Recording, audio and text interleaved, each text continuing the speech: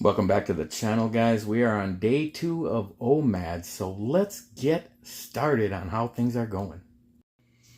Okay, guys, so it's just me and my big head in this video, but I wanted to update you guys on the Omad and how my brain is processing this plan. And I gotta be honest, guys, I am feeling wonderful about it. I'm feeling great. Yesterday, it was just so relieving to just not eat all day, and it makes it a little funner than to just be your obese fatty lifestyle you've been living for 30 years and just eat and everything on your mind is eating. You can think about eating, but it's like, okay, now I'm just thinking about that one meal. I'm just gonna and I tried to eat it within like a 1 hour window last night. I tried to hold off until like 7, between like 7 and 8. But we had went on a hike. We had went on a walk with the baby last night at about 4:30 something ish, and like say 3:30 to 4:30 or 4 to 5, somewhere in there. And when we got back, I was a little woozy, and I was like, I'm eating now. And I did go beyond that 1 hour of eating window, but I was like, this is my first day. I'm learning. I'm getting better. I'm gonna get more and more disciplined as the time goes, but I'm gonna stick to just not eating all day and then in just eating the one meal at night. So I have my meal plan for this evening. It got some time yet till it's the late afternoon, and it's getting time to where I start thinking about eating more and more. But even so, guys, I didn't eat breakfast. I didn't eat lunch. It's past probably 2:30 p.m. Let's just say it's 3 p.m. I'm fine. I don't feel hungry. I drank water. I had some coffee for breakfast. Just 1 cup of black coffee, 1 scoop of instant black coffee. Gets me through the day. I hit the gym around a little before lunchtime. My wife was going to make lunch, and I was like, you know what? I'm just going to hit the gym and burn that time up. And so I did like a mile on the treadmill and did like a 5 exercise circuit routine: chest, back, shoulders, triceps, biceps, bing, bing, bing, bing, bing. 3 rounds, 3 round robin of that with a drink of water in between each round and a little 30-second rest maybe. And then at the end, I was like, well, I didn't really do a lot of legs. I only went a mile on the treadmill. So I did 2 or 3 sets of deadlifts with the oval bar where you stand in the middle. Anyway, I'm bringing up the exercise routine. It's lightweight. I bench press on a machine like 100 pounds. I lat pull down with a close grip like 100 pounds, and then just did like 50-pound dumbbell overhead with like French press and 25 or 30-pound curl presses, so biceps and shoulders, all in one, and just did that like a 5 set round. And I really enjoy working out like that. I can do it, like tomorrow, then I'll focus on cardio, and then the next day I'll do a workout like that again. And you can do it upper body, lower body cardio, or you can just do it whole body cardio every other day. But like I said, I'm 53, and I just want to be working out a little bit. I'm still like a bigger, muscular dude. I'm just obese, and I was obese, and I'm changing my life for the better now. And I just accidentally running into people. I'm watching these videos, because my wife's from the Philippines, so I watch videos of guys that are retired in the Philippines. I've been watching this dude for like 6 months, and he's pretty ripped. He's from Estonia, pretty tall, pretty fit, pretty thin, like pretty big biceps and chest, and he's never mentioned working out. He's never, or barely, just, well, there's my dumbbells. He doesn't talk about his routine. He's talking about being retired in the Philippines. He's not talking about fitness. In yesterday's video, somebody asked him if they wanted something to eat. He's walking around at like lunchtime, and because he's always makes his videos at the end of the video, he's just pigging out on cheeseburgers and pizza and all kinds of food that I would consider unhealthy food. But here he is, fit and thin. And he brings it up. The person says, you want to try some of this? And he's like, no, I only eat once a day. And so I'm watching him all this time, wondering how he's fit. And all this time, I'm watching a video of a guy that does Omad. So I don't know if you can tell, guys, but, you're going to be able to tell in the next week for sure, because that bloating just starts coming out of you when you start eating healthier. So last night, let me talk about my Omad last night, my one meal. So we got back, we had went shopping earlier in the day, and we did our walk around with the baby, and we had stayed busy just to keep myself busy all day, so I wasn't eating. Made some videos for my other channel, Airborne Outdoors, go check that out, guys. But it just keeps the time clicking. Even making this video right now, I'm like, hey, I'm just gonna burn another 10 minutes of the day making an update video on how I'm doing with the OMAD. So last night when we got back, first thing I made a salad, and I just had like a green mix. Chop some of that up into a bowl with some onions, tomatoes, cucumbers, green peppers, shredded carrots, just all kinds of veggie, guys. You add up the calories in it. Carrots have a little bit of carbs, so they have some calories. But I mean, the greens and the cucumbers and the onions, and it's just so little calories. And then I just drizzled a little bit of olive oil on top.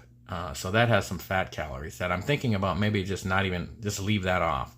Because with the OMAD, it's not like carnivore where you're trying to reduce carbs. It's you're trying to reduce the amount of calories and just in a small eating window. Because even with I told you I ate for longer than I wanted to, more than just a 1 hour window, it was still like a 21 hour fast if you count. I only ate within a 3 hour window. And today I think I'm going to do even better because I'm going to push it past that 4:30, 5 o'clock mark like I did yesterday, and I'm going to cut it off sooner. And I'm just going to get better and better at it. If I struggle, that's okay. Struggling is okay. Everybody struggles. You can't find a successful athlete, a successful scholar, a successful anything, body doctor, lawyer. They struggle to get to where they are. I mean, everybody's like, oh, overnight success, like I've brought it up in some of my other videos. Like Evander Holyfield was no overnight success. That was a lifetime of dedication, discipline, and struggle. And I bring him up because he's one of my favorite people to just watch his story and learn where he came from and how, dominant he became. He's just one of my favorite heavyweight boxers of all time. So I ate the salad, and I knew I was eating more in the salad because it was a big salad, but it wasn't like a giant salad that I would have ate to really be stuffed in. And I shared some with my wife too because she likes stuff like that. And then I had. Oh, this was wrong. I'm not going to do this again. I had bought the smaller jar of peanut butter at the dollar store when we were walking around because I knew I bought a big bag of celery. It's all the pre-cut and washed and ready to eat celery from Sam's Club. I knew that was in the fridge when I got home. So I had the salad first, and then I was like, I'm going to dive into that celery. I freaking love celery and peanut butter. Thinking, I'll just eat like a quarter of the bottle of peanut butter of the jar. Like I said, maybe not the small jar, like the 16-ounce jar or whatever. It's got like 2,000 calories in it. Long story short, I pretty much cashed that whole jar. But to stay on a positive tip, when I got up and weighed myself today, I woke up and had coffee and ran around and did things. I didn't really, after I went to the gym, and I'm drinking water and had, like I said, drink my coffee. So I got liquids in me. I weighed less than I did yesterday morning. So that's just one day in. So day two, we're having we bought a big thing of, not orange chicken, General Tao. I don't know who that is, if he's a real general, TSU or TSO. I don't know how you even pronounce his name or if he's even real, but we bought it's like a family size, $12. It's a sweet deal. So it comes with the chicken and the sauce, and I figure we'll whip up some rice. I'm like, that's going to be dinner then. And I'm just going to plan out. I'm already planning it. Like things I can do when my mind thinks about eating outside of my eating window. I'm going to try to keep it 6:30 to 7:30 just so you guys know the normal. When I'm off work, it really wouldn't matter. But when I am working, I work 12-hour shifts, 6:30 to 6:30. So, and I only work 2 miles from home. So I'm home in no time. I punch out and I'm home in like 5 minutes. So to just be done eating by 7:30, just whatever I do, get home. If my wife makes me dinner, great. If she doesn't, just whip something up. Have that salad. I like something easy too. I've been doing, because on OMAD you do want to get some protein. Some lean protein. If you're gonna do carnivore or keto on OMAD, then go ahead and do it. But if your adherence sucks like mine does, I can do it for 3, 4, 5 days. But I end up eating like bad food, like donuts and candy, because I have such that craving for carbs, where if I just do OMAD, and this is because of experiencing it in the past, if I just do OMAD, eating basically what I want within the paleo window of foods that are available, any kind of meat, fruit, vegetables, nuts, seeds, berries, just all whole food. My wife says not to eat more than 1 piece of fruit a day. And my opinion is you could probably eat 2, but it just goes back to we're all different. What blood type you are, I don't want to say what race you are, because I don't even think there's such thing as race. It's not even Word's not even mentioned in the Bible.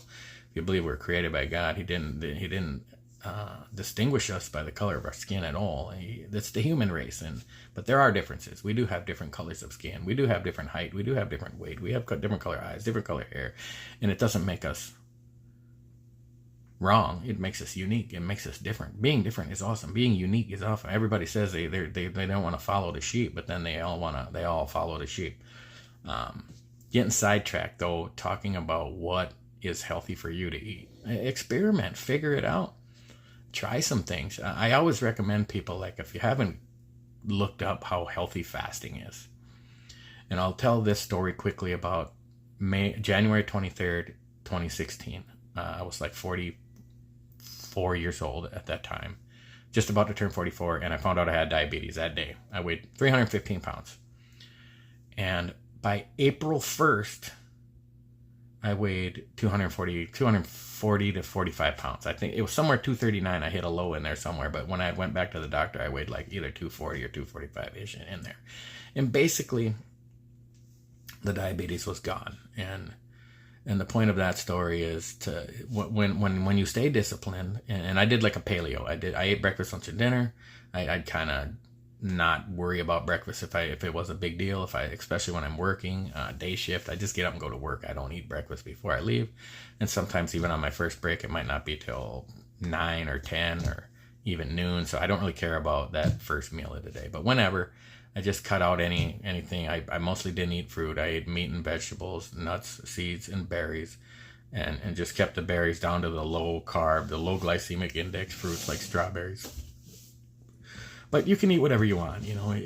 I mean, if you're going from 315 pounds, where I was eating just pizza and beer and chips and junk, man, it wouldn't matter what whole food. You can go on an all fruit diet, you know, eat steak and fruit, and you'd probably, you know, especially if you're huge, and you go to Omad, and it's going to be almost impossible to overeat, because it's just so hard to get the amount of calories that you need to maintain your morbid obesity in one sitting. And so, another point of the Omad that I'm doing it in the evening, because really, optimally, you'd probably do it would be breakfast, physically speaking. Get up, eat a big breakfast, so you have the energy to fuel your, you know, workout in the afternoon or after work that day, and burn up all them calories before you go to bed, and then you know, you're on this long fast, and then you go to sleep, and you're going to sleep better having fasted, and then, you know, carry it through the next night, and then that night, and then get up and eat breakfast again that day. But the problem is, it's not physical, it's the psychological point of it. When I get up and eat breakfast, then I want lunch, then I want dinner. So it's just that learning process I've had to go through over the years. And yeah, when I was a teenager, Golden Gloves boxer, 162 pounds of just ripped six-pack abs. It was easy. You know, I'd skip a meal, I'd lose a few pounds, I'd make weight for the fight, I'd beat some guys up or get beat up, and it's challenging and exciting and fun, and you know, you're young, and it's just, everything works great. And you know, 35 years later, you know, it's a little more of a struggle, but it's possible, it's doable. It's not outside of your capacities to succeed at anything you want to succeed at. I don't care if you're 20 or 50 or 70 or 80, Aunt Diane. You can achieve your goals. You have time, you have life, you have the life God gave you.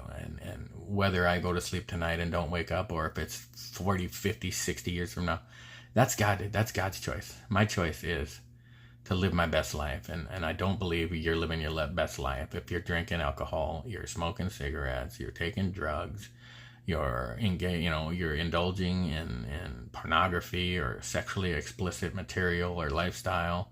You're just not living the best life you can live in the eyes of God, and it's going to show in your life, because your mind knows what's good and what's evil, because we took up the knowledge of tree of good and evil in Genesis, and God wanted us to just know good, but we wanted to know evil, and it's like, well, hello evil, now we know, and it sucks. So I'm being as good as I can be. I'm learning as much as I can learn. I want to help people. And speaking of that, you know, guys, oh my God, we're up to like 97,500 subscribers. Like 100,000 by the end of the year is looking like a shoe-in now.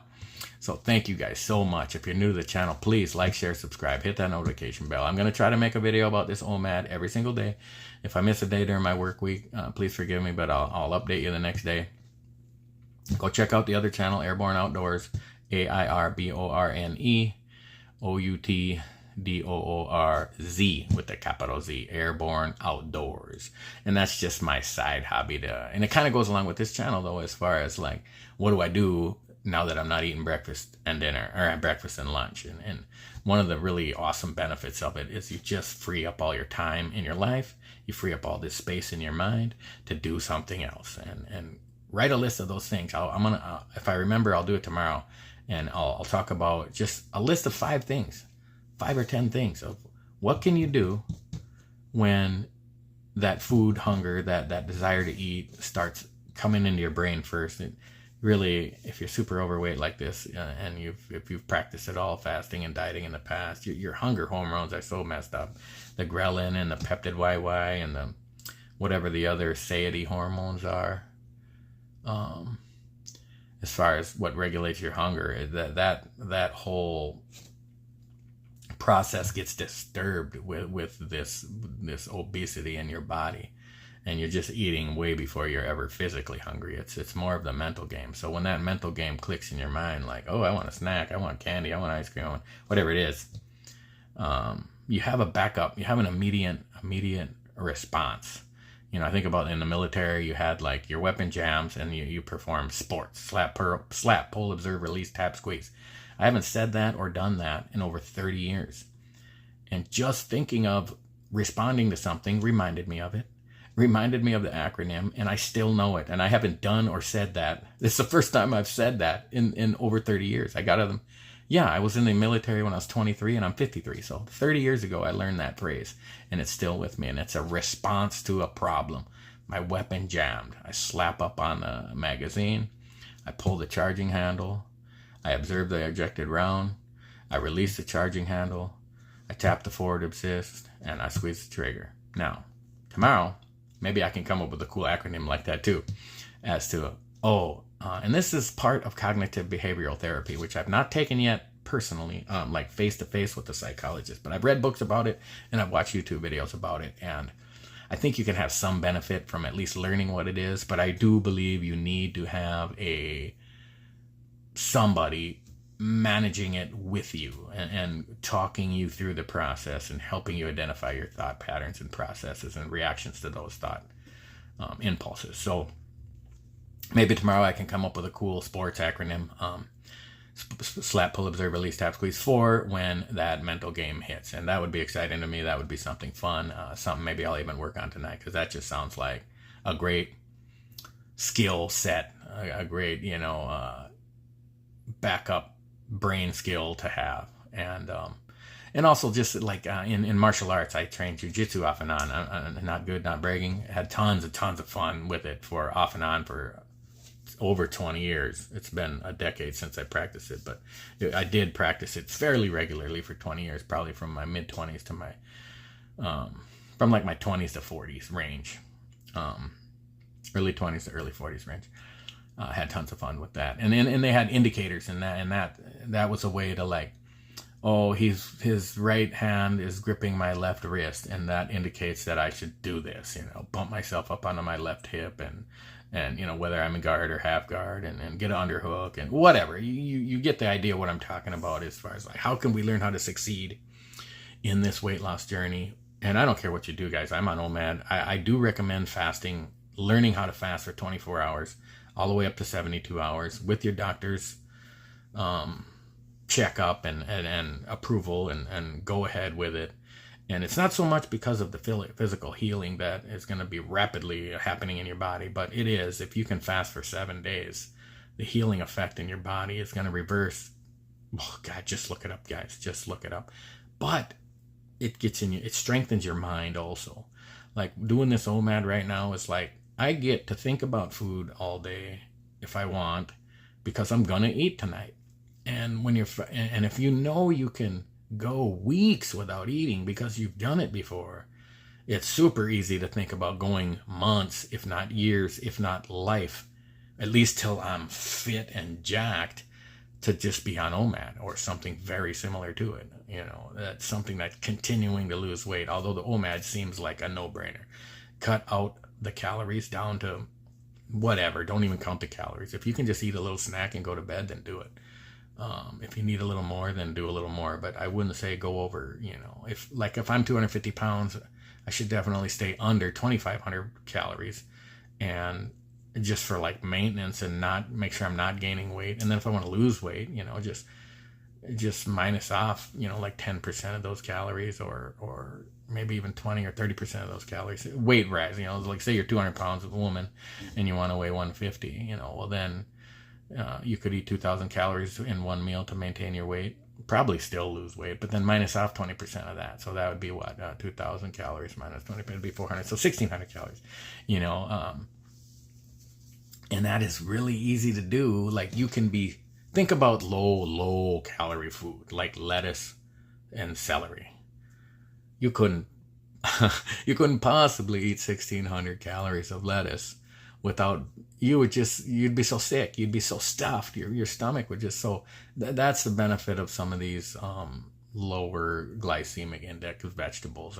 I'm not 100% sure that God even intended us to eat vegetables, because I don't really see it in the Bible much, except for the book of Daniel, where he requests to eat pulse, which I can try to translate it from the original language, and it seems to mean like some type of vegetable stew or something like that. So, but I'm not 100% sure on that. But it does say they gleaned corn in the New Testament, which we think of as a vegetable, but botanically it is actually a fruit. So anyway, in the Garden of Eden, God commanded them to eat the fruit, the trees of the garden, the fruit of the trees of the garden ye may eat, but of the tree of the knowledge of evil you may not eat of it, unless you touch it, or not touch it lest you die. But that's another subject for another time, guys. We're going over 20 minutes on this video, and I really thought it was only going to be 5 minutes. But I get so excited to talk to you guys, because of course, I'm sitting in my room by myself talking into my phone, but my mind is with you.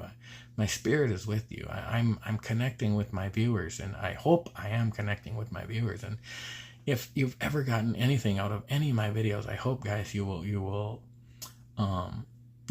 hit that thumbs up, like it, give me a comment that, I appreciate your videos. It just helps me, guys, and motivates me to move to the next level. I think the reason I'm not just ripped to shit already is because I love myself the way I am. And it's like, well, we want to be healthy, though. You love yourself enough to, I know for a fact there's some soccer moms out there that would die for their children, while at the same time are killing themselves with junk food, and it's like, love yourself enough then to be there for that child, that little boy, that little girl that you're raising and taking, but it makes me think of the stories of people getting medications for their dogs and giving their dog their prescription medication at a greater adherence level than they would take their own prescription medication. I'm a bad example because I don't take prescription medication of any kind, and I don't think I ever will. But it's a point of how the human psychology works. You're more willing to take care of somebody else than you are yourself. And part of the reason I started this video was to help myself, to document my story, my journey, and to hopefully inspire other people. And when other people get inspired and it helps other people, when I can help somebody do something in life, whether it's relationship or weight or maybe finance, the greatest advice I can give to you financially right now is quit being stupid with your money, quit loving money, quit being greedy. God will give you everything you need in the time you need it, and he's been doing it. If you're a servant of God, he's already been doing it your whole life, and you've recognized it in the past, and you just need to learn how to recognize that. He's taking care of you. The money is not a big deal. You're not going to take it to heaven. In a moment, in the twinkling of an eye, we shall all be changed, and that money's not coming with you, and there's nothing more important than our service to the Lord Jesus Christ. It reminds me of a story recently. I mentioned to my friend of what great wives I have. What great wife I have, and he has a great wife, and what great importance it is to serve Jesus Christ, and how he gave us his word, and it's so wonderful to study. And he brings up how he had made some move in the stock market, and I just happened to make the same exact move at around the same time. And of those three topics, wonderful happy life with our wonderful happy wife, wonderful relationship with our Lord Jesus Christ, and this great word we can study and understand and know what's happening today, tomorrow, and forever, and a mild comment on finance and like greedy about money. And one of those topics, he rolled across the room and gave me a fist bump. let you guess which one of the three, but it wasn't Jesus or wife. And so this guy's a great guy. Not talking smack about him. I've done this. I've had the same attitude in life, thinking money was that important. But now I know it's not, and it's taken a long time, and I'm not dogging anybody that isn't there yet. But it goes back to, like, if I could help you, it would be learn what's important in life. I mean, money is not it. I mean, if Elon Musk has a heart attack tomorrow and he's sitting in the hospital and he's about to die and he's having just massive health issues, and I tell you, he's not going to be thinking about his $500 billion net worth. He's going to just want to live another day. And the money will not mean absolutely nothing. And he might be a bad example because he's been politicized the last couple of years, and he's either loved or hated now. And I don't want to throw my hat in. This is not what this channel is about.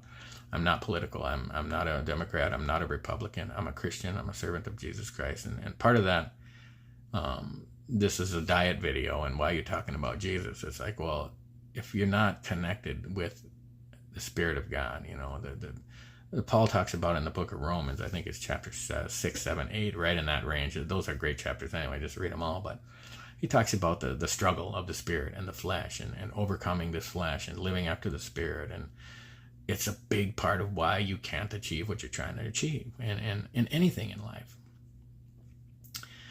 It reminds me, too, of the percentages of CEOs in America that are fit.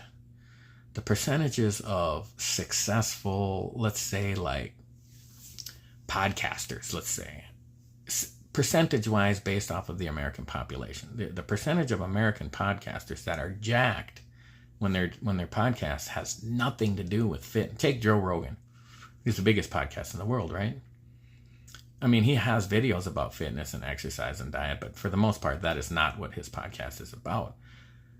What is he successful? Why is he successful? It's that definiteness of purpose and the persistence and discipline to continue forward in everything. And so if nobody wants to be obese, so like discipline people that have a successful channel, discipline people that went through their schooling and worked hard and worked their way up to the CEO of a major corporation are disciplined people. That they're persistent, disciplined people with a definite goal in mind are the kind of people that are also going to be able to say, I'm going to eat right and work out and actually do it every day. And so it's kind of once it starts snowballing on you, once you get the ball rolling, I'm believing with God's approval, if this YouTube channel never goes anywhere and I never make $1, so be it. I'm still happy to make videos and share my story and hopefully help people. And if it costs me money, I'll be happy. If I make $1 million, I'll be happy. But it's not what it's about. The channel's monetized. I'm going to hit 100,000 people. It'll probably be a great benefit in my retirement. But if it's not, it's okay. That's not why I'm here. I don't love money. I love Jesus Christ. I want to be healthy. I want to be fit. I want to be active as I get older. I want to live long, well. I don't want to live to be 100, dying from the age of 60 to 100, laying in a bed somewhere on medications and then an iron lung, as the old story would go. I want to live to whatever day I live that God lets me live. And I want to live good till that day. So guys, thank you so much for watching. Like I said, please like, share, subscribe, hit that notification bell. We're going to hit 100,000 subscribers so soon. And guys, thank you so much for your support. Jesus loves you. I love you. And I'll catch you guys in the next video.